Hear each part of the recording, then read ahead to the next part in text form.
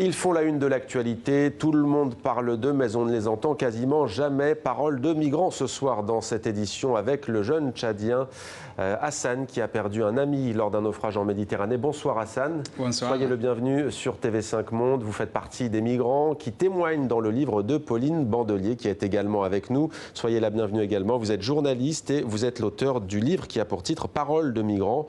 C'est aux éditions Hugo Doc, collection Jean-Pierre Guénaud. Hassan, on va commencer avec vous. Je le disais, vous avez 25 ans, vous êtes aujourd'hui en France. Un jour, vous avez décidé de quitter, non pas de gaieté de cœur, mais plutôt le cœur lourd, votre pays, le Tchad. Racontez-nous pourquoi. C'est parce que j'étais étudiant à l'université d'Ingamena. Et après, depuis 2014 que j'ai commencé à suivre mes cours à l'université. C'était en physique-chimie et en parallèle, j'ai fait une école normale supérieure en anglais aussi. Mais au fil du temps, on a eu des grèves qui étaient sévères, qui s'est continué depuis de 2016 à 2017. Ouais. Et pendant un an, il n'y avait pas des cours. Et après, on a fait des manifestations et on était arrêtés parmi les manifestants. On était des étudiants, plusieurs... peut-être 71 personnes qui ont été arrêtées et on était jugés, on était condamnés pendant un mois. Ouais. Vous êtes allé en prison? Oui, bien sûr.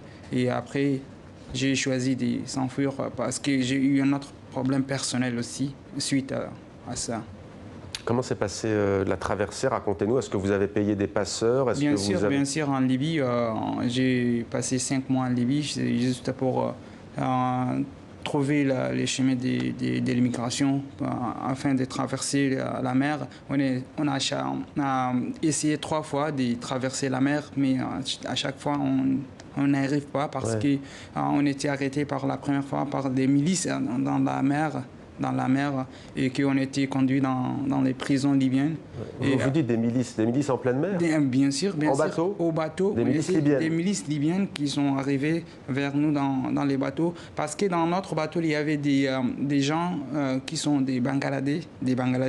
Et en Libye, les Bangladais sont considérés comme dollars. Ils l'appellent dollars seulement. Les Bangladais, c'est-à-dire dollars, ils payent 5 000 € quand on l'arrête et que c'est juste pour sortir. Et nous, on n'a pas d'argent, même nos parents, ils n'ont pas d'argent pour payer 5 000 € ou 5 000 $.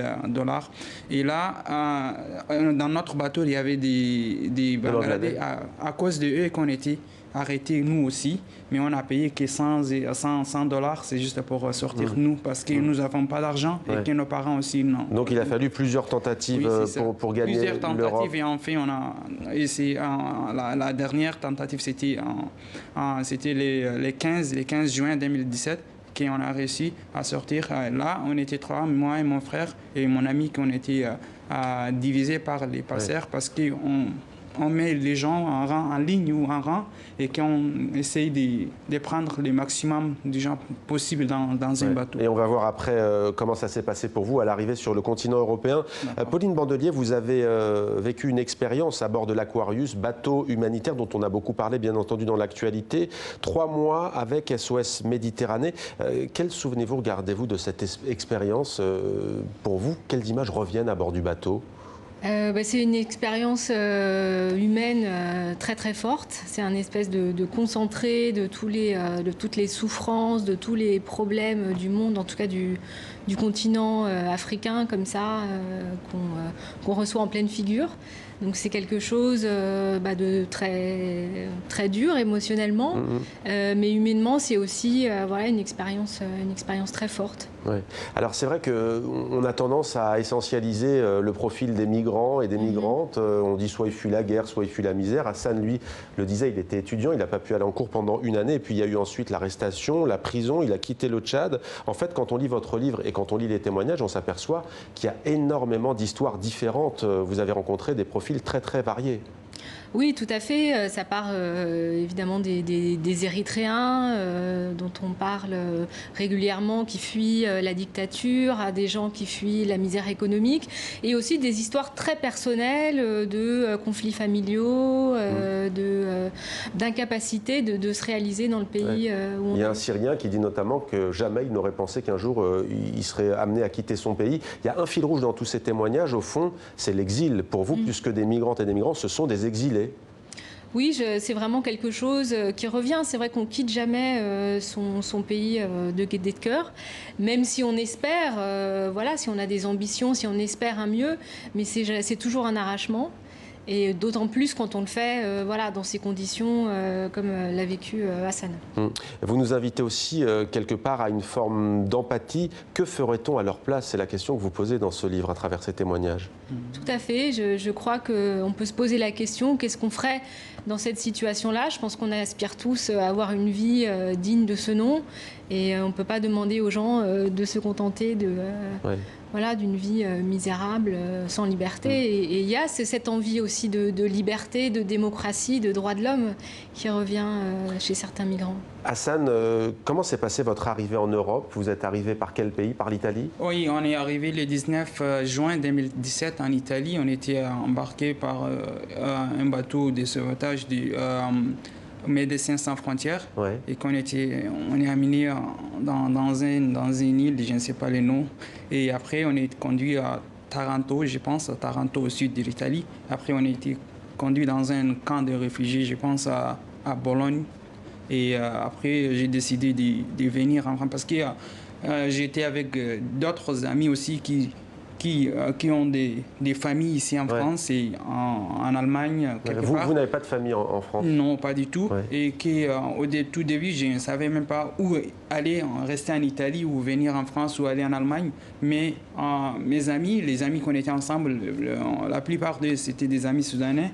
Et qui m'ont dit que l'Italie, c'est la galère là-bas par rapport aux migrants. Et que c'est mieux d'aller en France ou en Allemagne. Et donc, j'ai préféré de venir en France. Ouais. Oui, c'est ça. Et dans ce livre, vous rendez hommage à votre ami qui est mort, lui, dans un autre bateau, pas le même que vous, mais lors d'un naufrage.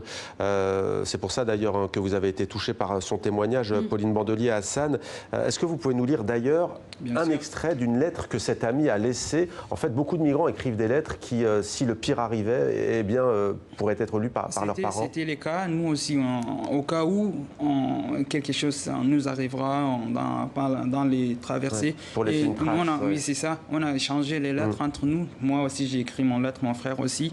Allez-y. C'est ça. Un cadeau au monde civilisé, j'ai fui la mort et la mer m'a embrassé. Je vous conseille de lire, mais de ne pas pleurer, car les armes ont séché sur mes parents et mes frères de l'injustice qui nourrit leur vie tous les jours. Je suis désolé, maman, la pirogue a coulé. Je ne peux pas pu arriver en Europe et je ne pourrai pas non plus vous envoyer l'argent que je vous dois pour les voyages. N'intéressez pas, ma mère, si on ne trouve pas mon corps, quel avantage en bénéficiez-vous? Maintenant, que des coûts d'expédition, des sculptures et des consolations. Merci beaucoup pour cet extrait. Donc, une lettre écrite par votre ami qui vous avait remis et donc qui est décédé lors d'un naufrage en Méditerranée. Merci beaucoup, Pauline Bandelier, d'avoir témoigné sur notre plateau. Parole de migrants, celui d'Hassan notamment, édition Hugo Doc. Merci à tous les deux d'être venus sur notre plateau.